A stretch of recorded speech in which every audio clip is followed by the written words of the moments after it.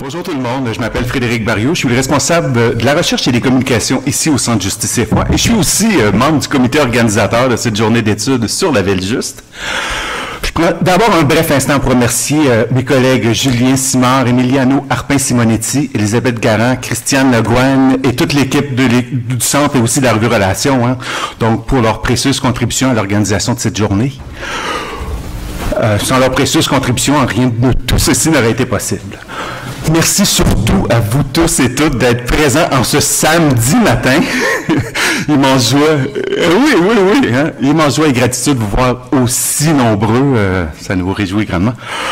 Comme vous le savez désormais, donc cette journée d'études s'inscrit dans le prolongement du plus récent numéro de la Revue Relations, À qui la ville, les défis d'une ville solidaire. Au cours de cette journée que nous passerons avec vous, nous espérons faire le passage de la ville sous tension à la ville juste, c'est-à-dire du diagnostic jusqu'au remède. En tout cas, aux voies de sortie et aux mobilisations collectives à déployer collectivement, on n'insiste pas à peu près, afin de rendre nos villes plus justes, plus solidaires, afin que celles et ceux qui y vivent dans ces villes puissent se les approprier collectivement dans une optique de solidarité et de justice sociale. Pour lancer cette journée, nous avons fait appel à Jonathan Durand-Folco et Boshra Manaï, deux proches collaborateurs du Centre Justice et Foi, connus pour leurs réflexions sur la ville et la ville juste, de même que pour leur engagement dans diverses luttes urbaines. À l'un et à l'autre, nous avons demandé de mettre la table pour cette journée, en partageant leurs réflexions sur le concept de la ville juste tel qu'ils l'entendent, tel qu'ils l'appréhendent, à partir de leur grille de lecture, et bien sûr sur les luttes à mener pour en favoriser l'avènement. Jonathan et Boshra disposeront de 20 minutes chacun pour partager leurs réflexions, suivies d'une trentaine de minutes d'échange avec vous tous et toutes. Je cède d'abord la parole à Jonathan Durand-Folco. Je vais prendre quelques instants pour le présenter. Donc, Jonathan Durand-Folco est professeur à l'Université Saint-Paul d'Ottawa et directeur de l'École d'innovation sociale Élisabeth Bruyère. Auteur du livre « À nous la ville, traité de municipalisme », ses intérêts de recherche portent sur la démocratie participative, la politique municipale, les communs, la transition et la décroissance. Son livre « À qui la ville » À nous la ville semble vouloir répondre finalement à notre numéro « À qui la ville ». À qui la ville? À nous la ville! Donc, en tout cas, à esquisser des voies de sortie collectives à nos villes néolibérales, capitalistes, gentrifiées, morcelées et atomisées. Donc, je vais te laisser la parole. Parfait.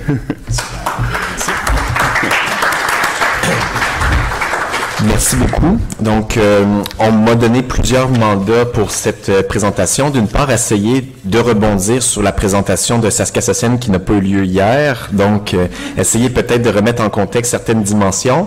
Je vais être assez bref sur ça parce qu'on préfère des heures et des heures, un cours entier sur toutes les dynamiques d'inégalité sociale, d'exclusion, d'exploitation, d'expulsion qu'on peut trouver dans les villes contemporaines.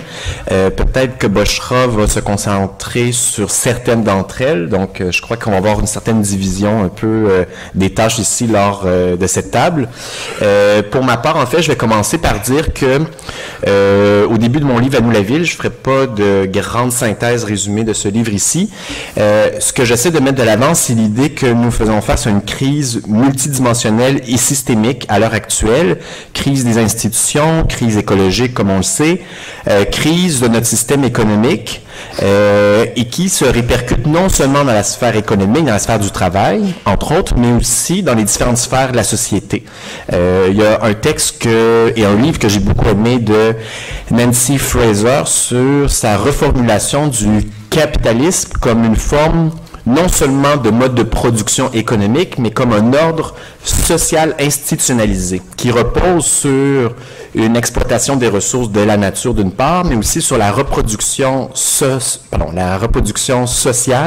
c'est-à-dire toutes les différentes activités de travail invisible, de travail ménager, d'éducation, de soins, de santé, de care, sur lesquelles repose la reproduction de la société comme un tout. Et le capitalisme dans lequel on vit, en fait, cause une crise du care, une crise de la reproduction sociale, du stress, de l'anxiété, des dépressions, et qui repose aussi, entre autres, sur le travail des femmes, le travail de personnes en situation minoritaire, marginalisation, entre autres. Et ces différentes crises qu'on peut voir à l'heure actuelle, crise de la démocratie, économique, sociale et écologique, se répercutent de façon extrêmement vive dans les villes à l'heure actuelle, où se concentrent des poches de pauvreté, des personnes en situation d'exclusion, de marginalisation extrême.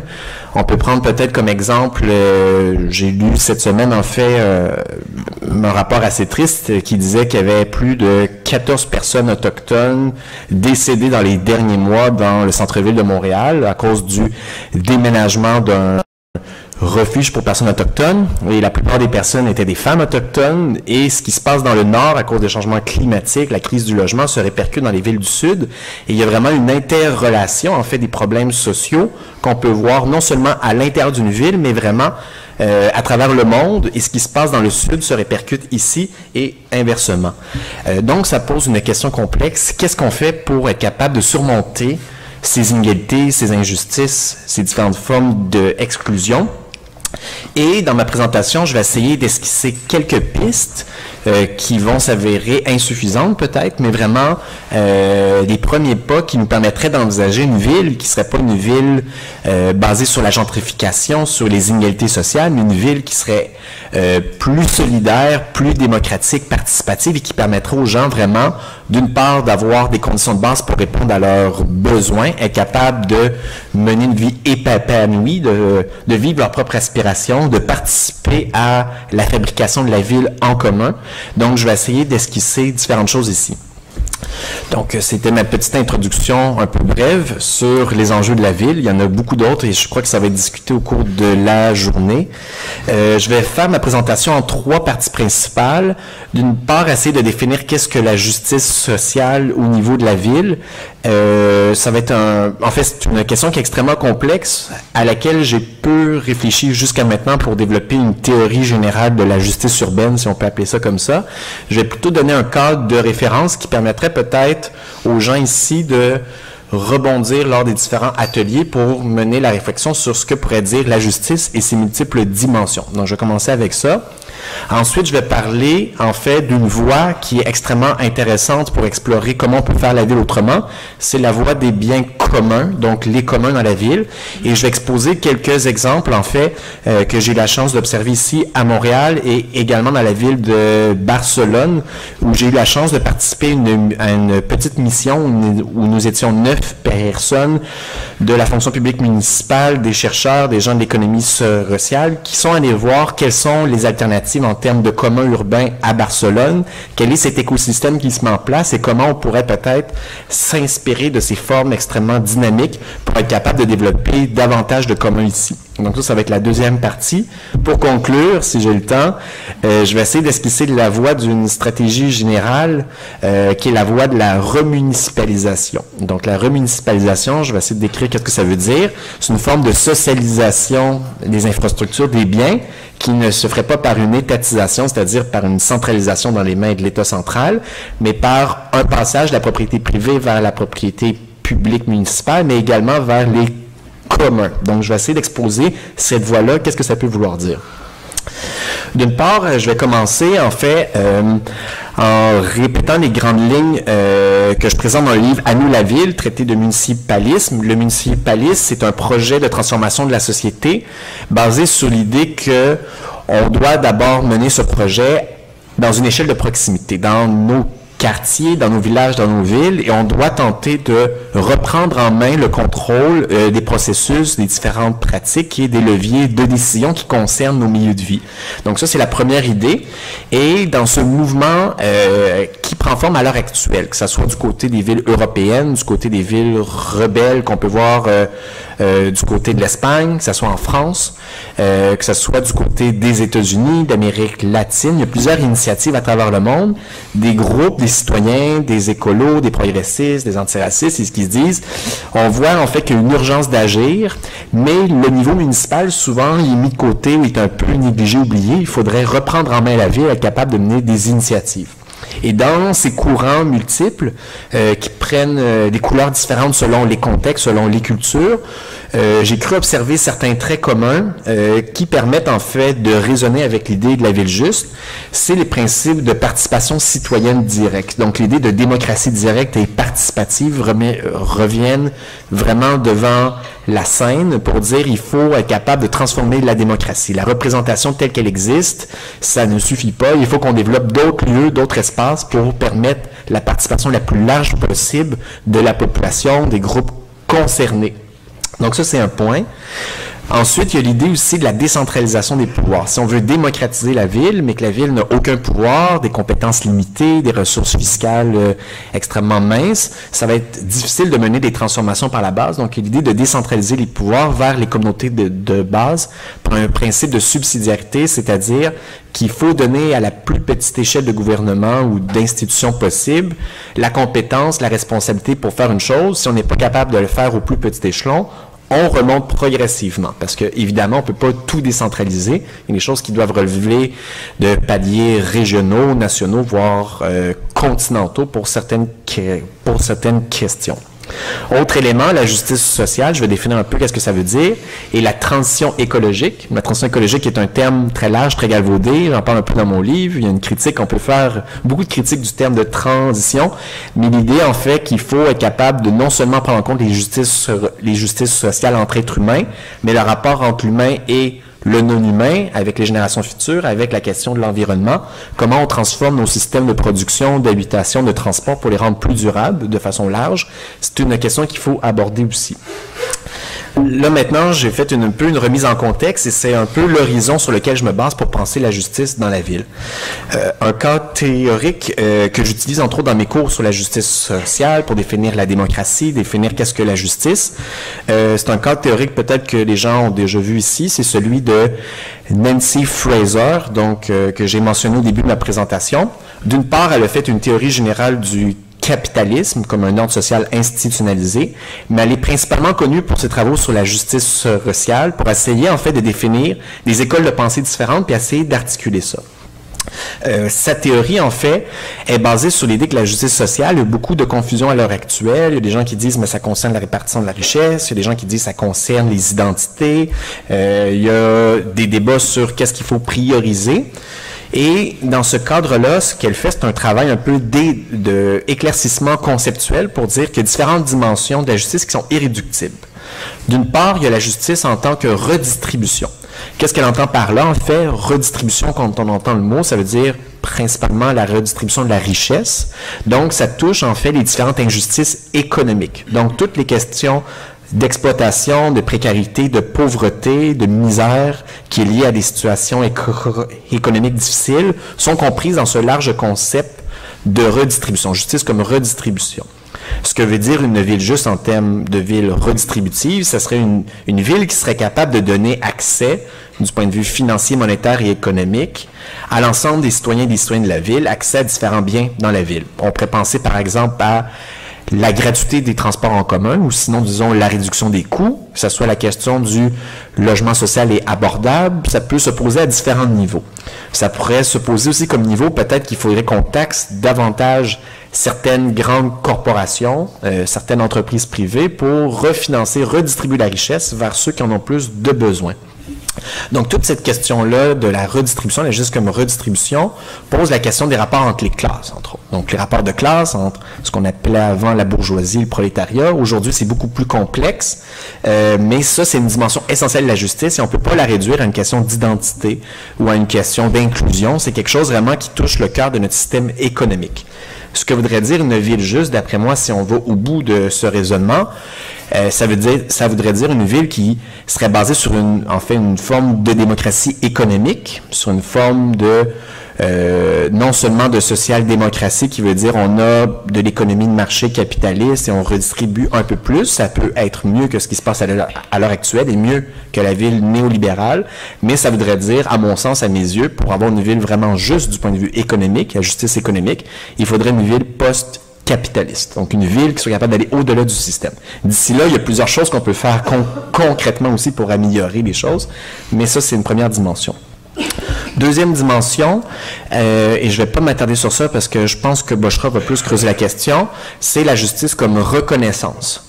Donc, Nancy Fraser dit on ne peut pas réduire la question de la justice sociale à la question de la redistribution de la richesse, mais il faut aussi prendre en considération les différentes formes d'injustice liées à des formes d'exclusion, de marginalisation, d'invisibilisation, reliées à des différences statutaires entre des individus et des groupes. Par exemple, des personnes racisées, des personnes marginalisées pour leur origine ethnique, leur orientation sexuelle, ou ainsi de suite. Et les formes d'injustice qui sont liées à ça prennent forme sous forme de déni de reconnaissance, de non-respect de la différence, et on va chercher à exclure et à écarter les gens qui ne se conforment pas à une norme ou au schéma dominant d'interprétation. Donc ça, les injustices culturelles, racisme, sexisme, ça peut rentrer dans ça aussi. Et il y a une nuance ici à faire, c'est que ce qu'on entend par égalité homme-femme, c'est pas juste une question d'identité, de culture, ça a aussi des répercussions en termes économiques aussi. Donc ça veut pas dire que d'un côté, il y a les luttes pour la redistribution de la richesse des classes sociales, puis de l'autre côté, que les luttes pour les minorités, puis tout ça, parce que ces formes d'injustice sont imbriquées les unes dans les autres. Souvent, quand on vit une injustice culturelle en termes de reconnaissance, il va y avoir des répercussions sur le plan économique également. Troisième dimension de la justice que je voudrais ramener, Nancy Fraser parle du pôle de la représentation, où elle parle aussi de la participation. La justice, en fait, qu'on peut vivre non seulement en étant marginalisé parce qu'on est différent ou parce qu'on est plus pauvre, mais vraiment, est-ce qu'on est inclus ou exclu de la sphère de décision? Est-ce qu'on fait partie de la communauté politique? Est-ce qu'on peut faire entendre sa voix? Est-ce qu'on peut prendre part aux décisions qui nous concernent? Et il y a cet autre pôle d'une injustice qu'on peut vivre, qui est une injustice au niveau démocratique, qui peut faire entendre leur voix dans les processus de décision. Et Nancy Fraser, dans beaucoup de textes, ça va dire, il y a deux pôles, la justice, la redistribution, la reconnaissance. Dans d'autres textes, ça va dire qu'il y en a trois, en fait. Il y a la redistribution, la reconnaissance et la participation. Donc, je veux juste ici amener l'idée que la ville, qui serait juste, à mon avis, ce serait une ville qui serait post-capitaliste, donc qui serait égalitaire du point de vue économique, une ville qui serait solidaire, donc qui serait capable effectivement de lutter contre différentes formes de discrimination, d'injustice sur le plan culturel, mais également une ville démocratique et participative dans laquelle il y aurait beaucoup plus d'instances, d'espace pour permettre aux gens de se prononcer sur les décisions qui les concernent. Donc ça, ici, c'est le cadre théorique que je voulais amener par rapport à la question des injustices. Maintenant, une fois qu'on a ce cadre conceptuel général, on dit qu'on veut une ville juste, une ville solidaire. Qu'est-ce que ça peut vouloir dire dans le concret? Quels sont les outils, les moyens à notre disposition? Il y a plusieurs voies possibles qu'on peut envisager. Je vais commencer avec la voie des biens communs. L'idée des communs, vous l'avez peut-être, qui ici est assez familier avec le concept de commun? Juste pour voir, pour que je... Parfait, qui ne sont pas très familières avec cette notion ici. Bon, plusieurs personnes. Je vais essayer de faire court. Je pourrais faire 1 heure juste sur ce concept. Grosso modo, les communs, c'est une façon de gérer ensemble des ressources partagées. C'est une forme, en fait, de gestion collective, au sens où c'est une façon d'aménager ensemble un bien, une forme d'espace ou une ressource par un ensemble de personnes qui font usage de cette chose. C'est un peu abstrait comme définition. Si on peut faire un contraste, en fait, c'est un concept qui s'oppose directement à la propriété privée. La propriété privée étant une chose qui est possédée par un individu ou par une entreprise, par exemple, qui en a le pouvoir exclusif de décider qu'est-ce qu'il veut en faire. Est-ce qu'il veut l'utiliser, l'exploiter, la revendre, la détruire? La propriété privée, c'est une forme de droit, d'ensemble de droits liés à l'usage, la gestion, l'exclusion, la revente d'une ressource quelconque. Le commun, en fait, c'est le contraire complet de la propriété privée. Autre élément, le commun se distingue de la propriété publique ou étatique. Donc, une nuance ici, en fait, souvent, on va opposer d'un côté l'économie de marché, l'entreprise privée, puis l'État ou la propriété publique. En fait, le commun vient problématiser la chose en disant, mais qu'il y a quelque chose de plus, qui est de l'ordre de, il n'y a pas juste l'entreprise privée puis le gouvernement, l'État, il y a quelque chose comme le commun, qui serait une forme de propriété collective, si on peut la nommer comme ça, ou plutôt quelque chose qui est plus vraiment de la propriété, qui est plutôt le primat du droit d'usage, du droit d'utiliser quelque chose qui doit être en soi inappropriable. On ne peut pas l'aliéner, on ne peut pas le détruire complètement, puis ça doit être géré par les gens concernés. Qu'est-ce que ça peut vouloir dire dans les faits? Des communs, il y en a à différents endroits.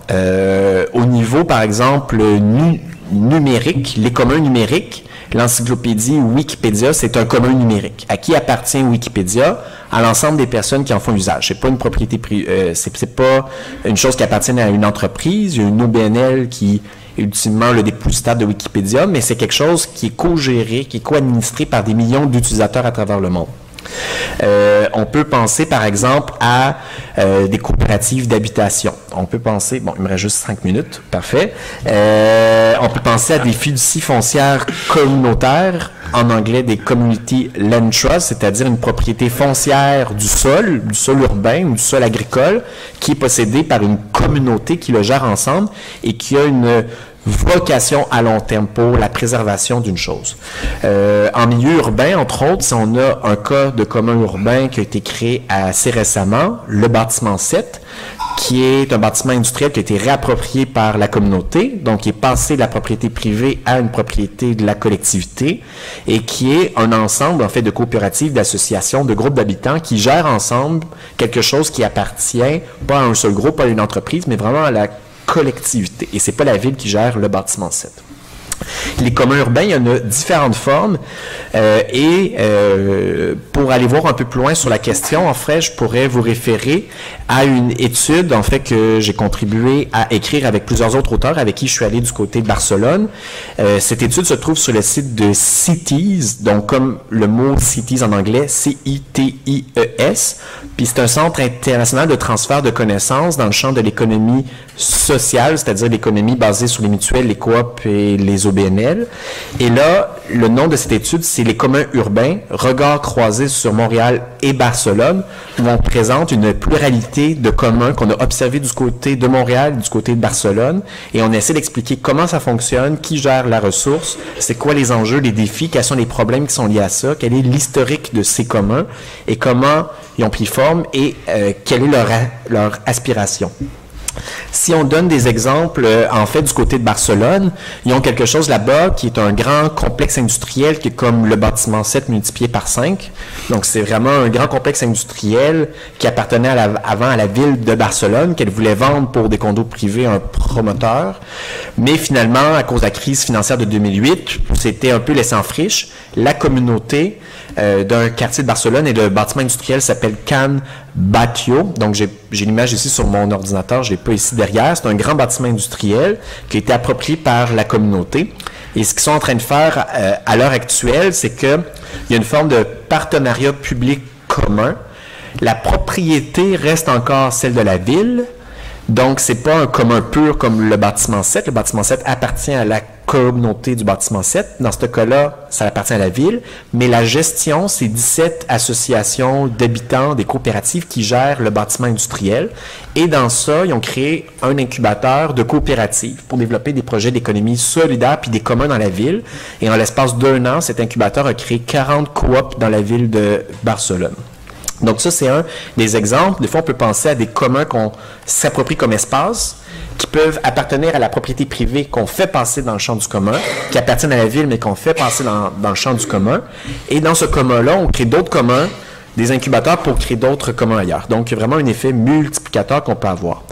À Montréal, un autre espace, en fait, si vous connaissez, il y a le site Louvain, du côté de Dunsick, qui est un espace en friche, qui est en train d'être en voie de développement à l'heure actuelle. Il y a une dizaine d'années, un groupe de résidents, d'habitants, d'habitantes autour commençait à vouloir réclamer le lieu. Et actuellement, il y a une certaine démarche de co-construction de cet espace pour éventuellement créer du logement communautaire, avoir une école, une bibliothèque, des espaces partagés.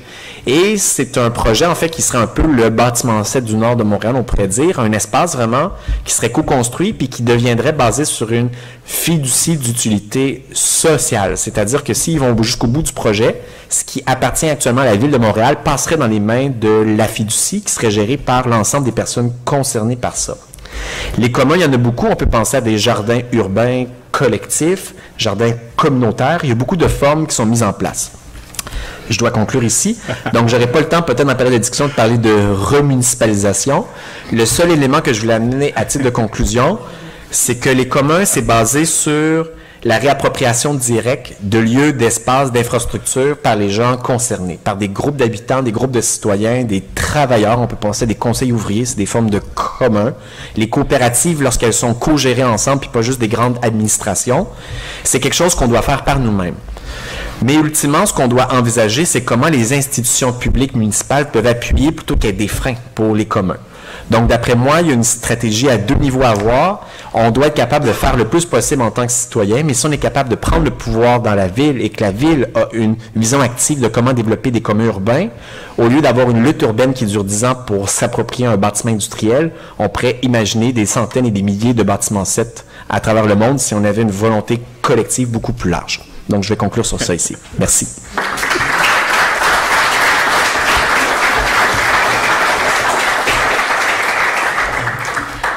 Merci, Jonathan. Des communs et des leviers de commande collectifs, passons cette fois-ci aux marges et à celles et ceux que nos villes excluent, marginalisent et discriminent, à la fois socialement, mais aussi spatialement, et ce, de manière systémique, mais aussi aux solidarités qui se construisent dans ces marges pour construire et co-construire la ville juste. Donc, je passe la parole à Bushra Manaï, qui est chercheur professionnel du milieu communautaire, coordonnatrice générale de Paroles d'Exclus, organisation qui promeut la mobilisation citoyenne à Montréal-Nord à des fins de transformation sociale et territoriale. Auteure de Les Maghrébins de Montréal, auprès de l'Université de Montréal, elle s'intéresse aux enjeux d'altérité dans la ville, aux enjeux d'immigration, de cohabitation interethnique et aux dynamiques d'exclusion et d'inclusion dans les quartiers urbains.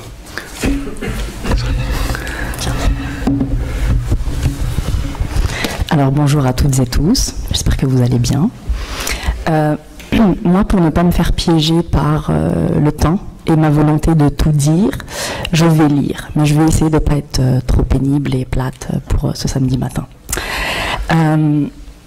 Donc la ville est souvent définie comme un théâtre urbain qui permet la mise en scène de plusieurs choses, de la consommation, du transport, de la mobilité, de la concentration de la production économique.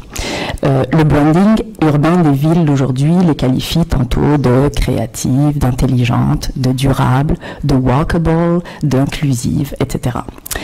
Pourtant, l'espace urbain, en fait, dans toute l'histoire de l'humanité, est toujours l'espace où s'expriment les transformations sociales et des territoires qui ne peuvent évidemment se faire sans conflictualité et sans, disons, conversation conflictuelle. C'est l'espace politique qui est le plus performant, si je peux emprunter ce terme au capitalisme, bien que la distinction entre l'urbain et le non-urbain est devenue depuis longtemps factice, tant l'interdépendance des espaces est grande. Donc, je ne suis pas en train de dire qu'en dehors des villes, il n'est pas d'espace politique, mais pour moi, la ville est un espace politique très intéressant à observer. Force est de constater tout de même que la ville est l'espace de tous et de toutes, éludant ainsi toutes les velléités de l'État-nation à homogénéiser ou à tenter d'homogénéiser les identités de la population. La ville est l'espace de l'hétérogénéité, de l'altérité, de la différence, et parce qu'il se définit comme tel, il est aussi le terreau donc de l'urbanité et permet aux luttes, aux convergences et à la solidarité de s'opérer.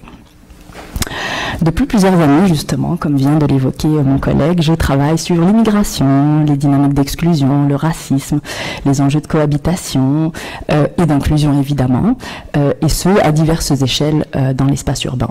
En somme, je m'intéressais surtout aux dynamiques vécues par celles et ceux qui, internationalement, choisissaient de partir, de s'exiler ou de se relocaliser, ou de relocaliser, pardon, tant bien que mal une part de leur vie.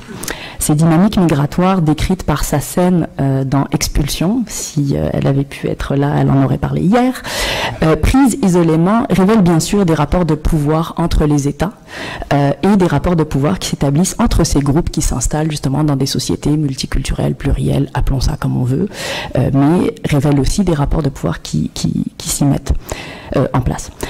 Depuis 2 ou 3 ans, je m'intéresse plus particulièrement aux espaces, quartiers ou espaces politiques réels et virtuels que les individus et les communautés revitalisent en les dopant, et j'utilise bien le terme de façon exprès, en les dopant de liens sociaux.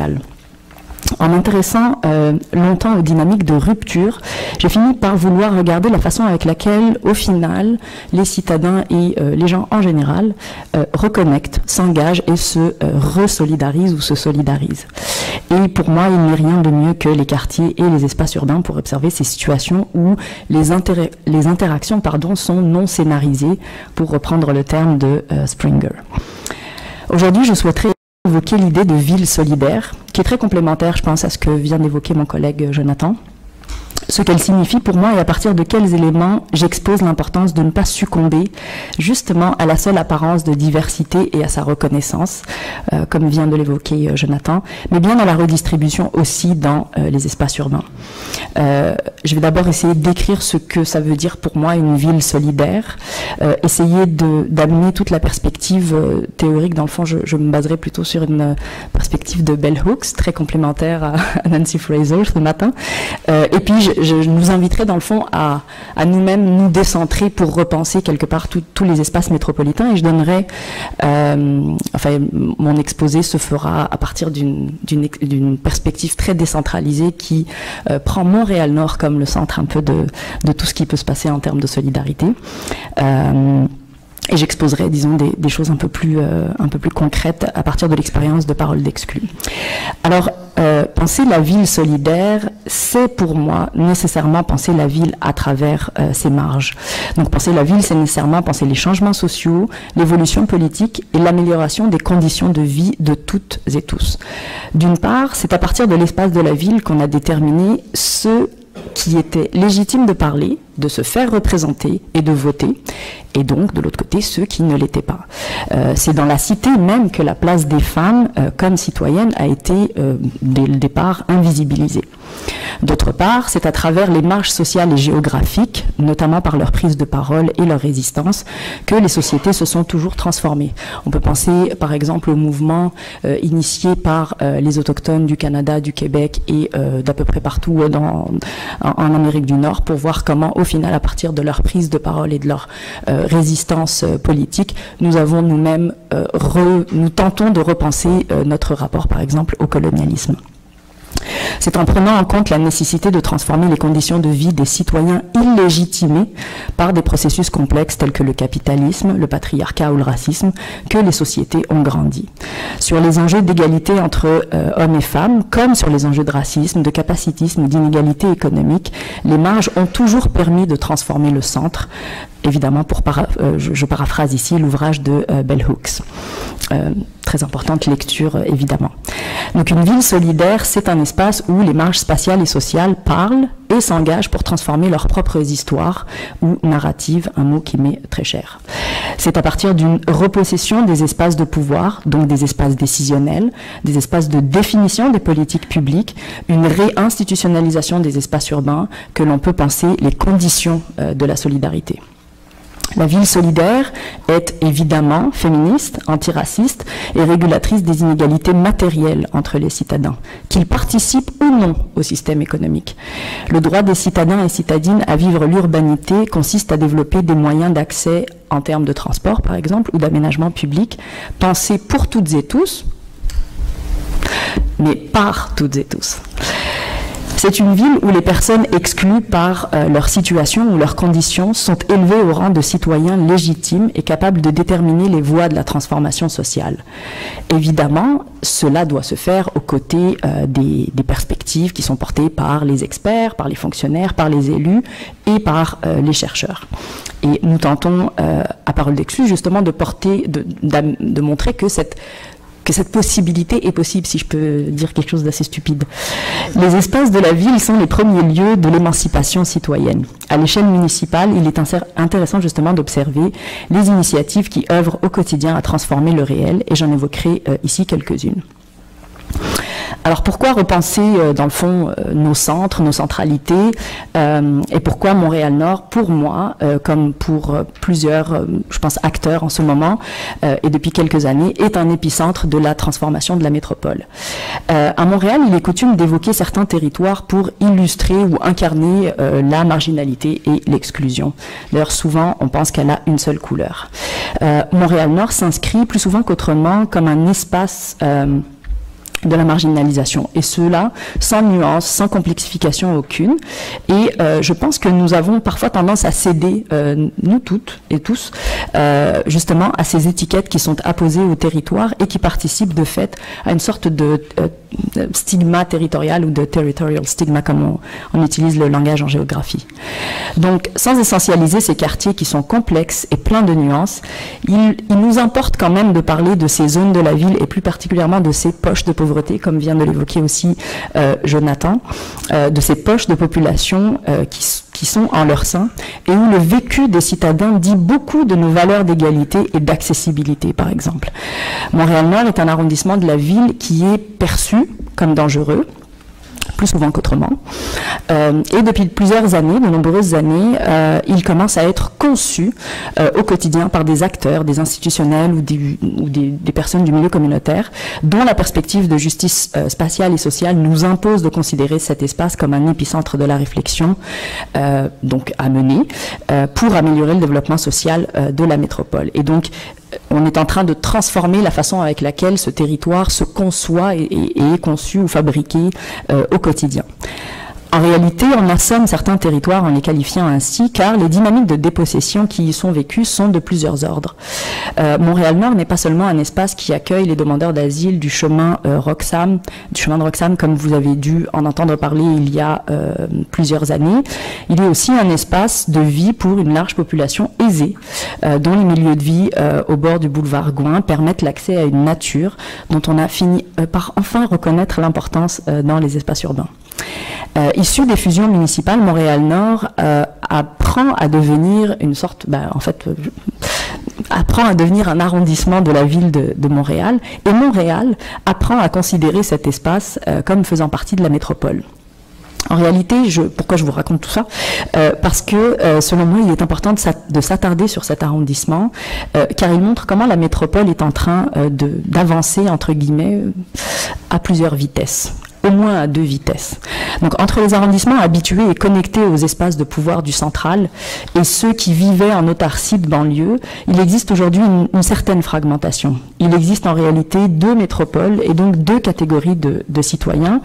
Et on pourrait même dire qu'il en existe 3 si l'on comprend les villes qui n'ont même pas voulu participer à la dynamique urbaine de redistribution et qui se sont défusionnées. Et donc, je pense que c'est important de repenser notre vision de la ville de Montréal et de la métropole montréalaise à partir dans le fond, de la structuration politique qui s'est opérée au début des années 2000. Montréal-Nord s'est donc présenté dans les dernières années comme un espace pour créer, incuber des initiatives citoyennes. Alors, certains exemples, je suis à combien ? Ok, parfait. Ah, c'est bon. C'est pour ça qu'il faut lire, malheureusement. Mais après, je prendrai le temps pour... Donc... Et puis je voulais en fait vous illustrer un peu tout ce que je raconte de façon peut-être un peu trop théorique parfois. Je voulais nommer certains exemples qui montrent comment c'est à partir de ces espaces-là qu'on peut observer les lieux ou les situations dans lesquelles des individus et des groupes et des communautés créent des espaces, mais surtout créent des espaces pour vivre des liens de solidarité assez extraordinaires. Et je donnerai évidemment des exemples issus de Paroles d'Exclus, mais je voulais commencer en illustrant par une situation que j'ai vécue hier. Donc hier soir, j'ai assisté dans les locaux de Paroles d'Exclus à une cérémonie en hommage à un citoyen qui est décédé il y a plusieurs semaines. Donc il s'appelait Grégory. C'était un homme d'à peu près, disons, 70 ans, et il était reconnu comme un persévérant dans ses projets de vie et dans sa vie en général, bien que la maladie l'ait emporté après une longue lutte. Et nous étions dans les locaux qui se situent sur la rue Pelletier, qui était historiquement considéré comme un haut lieu du crime, de la prostitution et de la pauvreté il y a quelques années, et qui s'est complètement transformé à partir du moment où il y a eu une intégration, si vous voulez, d'un projet incluant du logement communautaire, incluant Paroles d'Exclus qui crée dans le fond le lien social, et une façon de rendre beau des espaces qui étaient considérés comme insalubres. Et donc ça a fini par s'appeler la voisinerie, cet espace-là, qui a complètement transformé un stationnement de logement social en un espace de vie qui évidemment ne se fait pas sans conflit, ça n'existe pas ça, et qui ne se fait pas sans rapport de pouvoir évidemment entre des citoyens qui sont très diversifiés, qui peuvent être issus d'une population dite de souche, même si je déteste le terme, donc québécoise blanche, ou des Québécois qui sont issus d'une immigration ou racialisée, etc. Donc ce sont des espaces d'une très très grande diversité, d'une très grande hétérogénéité. Et donc dans les locaux qui étaient remplis de photos et de gens qui sont venus de partout, car certains évidemment ont déménagé. Donc ce sont des espaces qui deviennent des sortes de tremplins pour certaines catégories de population. Il s'exprimait surtout une solidarité incarnée dans les liens des communautés, incarnée dans les liens que seules des communautés très fortes savent créer. Et pourtant, nous avons affaire au quotidien à des personnes et des individus qui sont l'incarnation de ce que Sassen décrit dans son livre Expulsion, c'est-à-dire des personnes que, par leur entre guillemets, incapacité à s'insérer dans un marché du travail, dans un système néolibéral, ou de l'autre côté par leur expulsion internationale vers d'autres espaces, se retrouvent dans des microcosmes et doivent cohabiter. Et donc, pendant des années, ce monsieur, Grégory, avait assisté à l'élaboration, justement, des jardins collectifs, qui n'étaient pas des jardins communautaires, et tout le monde y tenait bien, parce que communautaire, ça voulait dire que chacun pouvait avoir son lopin de terre. Et donc là, on a assisté à une sorte de, justement, mise en branle d'un commun, dans un espace qui était surtout considéré comme un espace de banlieue, un espace, justement, où c'était plutôt l'appropriation individuelle qui avait cours. Et donc, ce Grégory avait assisté à l'élaboration des jardins collectifs avec le fondateur de Paroles d'Exclus, qui s'appelait Patrice Rodriguez, que vous avez probablement tous un peu connu ici et là, et qui a lui-même participé à mettre en branle plusieurs espaces de création, de liens et de lutte contre les inégalités à Montréal en général, en fait au Québec et à Montréal en général. Et Grégory jardinait et se déplaçait même quand il était très malade, et sa maladie, c'était un cancer. Donc, on ne peut pas, je pense, éluder le fait que ce type de maladie est aussi relié aujourd'hui dans nos sociétés à la façon avec laquelle on vit. Et donc, c'est une situation que l'on vit au quotidien, d'avoir des espaces justement de solidarité comme cela. Et si je suis convaincue en fait de la nécessité de ces espaces de solidarité dans tous les quartiers, voir les larmes de personnes qui ne le connaissaient à peine il y a quelques années, et de ses voisins, m'a montré l'importance justement de ces lieux et de ces situations dans lesquelles des liens très faibles au départ, se transforment en des liens assez forts et finissent par construire justement un lien, comment dire, un sens de l'engagement pour contrer justement toutes les formes d'expulsion économique, raciale et sociale. Cela m'a évidemment illustré la nécessité de déployer encore plus ce que l'exemple de l'organisation Paroles d'Exclus et de tant bien d'autres à Montréal, je suis pas en train de dire que c'est la meilleure, et il y a énormément d'initiatives à Montréal qui tentent tant bien que mal justement de déployer ces initiatives. Et donc, Paroles d'Exclus, qui est présente sur le territoire de Montréal-Nord, illustre le fait que la transformation urbaine doit être combinée à une réflexion théorique. Et là, évidemment, la chercheure en moi est obligée de le dire, parce que sans quoi notre intervention au final, et notre pratique publique ou notre pratique institutionnelle peut céder à l'irrégulation du marché et à la déresponsabilisation de l'État et de ses institutions. Et au final, ce qu'il importe, je pense, c'est de considérer en fait que la mobilisation citoyenne doit être le cœur des initiatives émancipatrices, et j'utilise ce terme volontairement. Donc la réappropriation du pouvoir d'agir des plus exclus ne peut pas être seulement une apparence de participation citoyenne. Nous avons tous le mot participation citoyenne à la bouche, et nous le souhaitons tous, mais nous pensons parfois très peu les conditions de l'égalité dans la participation citoyenne. Et ça, c'est quelque chose qu'il me semble très important de considérer en tant que femme, par exemple, et donc en tant que féministe, mais également pour dégager les angles morts et nos angles morts en tant qu'acteurs, dans le fond, qui fabriquons la ville au quotidien. Et donc, par exemple, seulement, je sais pas, Jonathan vient d'évoquer certains exemples, mais l'aménagement de la ville, l'aménagement des quartiers ne peut pas, dans le fond, se faire en faisant confiance, entre guillemets, à certains acteurs qui ont des intérêts qui ne sont pas les intérêts des citoyens les plus démunis. Et donc, il nous faut justement penser la nécessité, par exemple, de logements communautaires et d'un aménagement où, au final, la gentrification n'est pas une fatalité. Je fais un peu de pub, mais dans le numéro de Relations, il y a justement tout un texte pour se demander s'il est possible en fait de revitaliser des quartiers sans que la gentrification ne soit la seule issue. Dans le cas de Montréal-Nord, par exemple, et plus spécifiquement dans le territoire du Nord-Est, qui, si vous connaissez le territoire, dans le fond, c'est vraiment la frontière avec Rivière-des-Prairies et qui est cet aménagement atrocissime réalisé dans un temps assez record, urbanistiquement laid et socialement et géographiquement plutôt un désert institutionnel, un désert commercial, etc. Et donc, je vais reformuler dans le fond, mais l'idée c'est de dire, si on s'attarde sur ces espaces-là, la pauvreté, évidemment, elle est un élément qui est factuel, c'est à lire universellement. Mais si l'on s'attarde sur ces espaces-là, ce que l'on peut lire, c'est que ces poches de pauvreté font plus de place, par exemple, aux femmes. Et que parmi les femmes, elles font plus de place aux catégories qui sont des femmes, par exemple, monoparentales. Et que parmi elles, il peut y avoir évidemment des personnes issues de populations racisées. Et que donc, cette lecture spatiale des enjeux d'inégalité, si on veut que nos politiques publiques soient légitimes et concernent le plus grand nombre, il nous faut, dans le fond, considérer ces différences, et la différence n'est pas quelque chose de mal, mais ces différences qu'il faut savoir lire pour mieux, dans le fond, proposer des politiques publiques qui répondent aux besoins des plus exclus et au plus grand nombre. Je voulais juste dire que, en fait, en conclusion, il nous faut politiser les enjeux et les rapports du quotidien. J'en ai encore beaucoup à dire, mais voilà. Même en lisant, j'ai pas pu tenir le temps.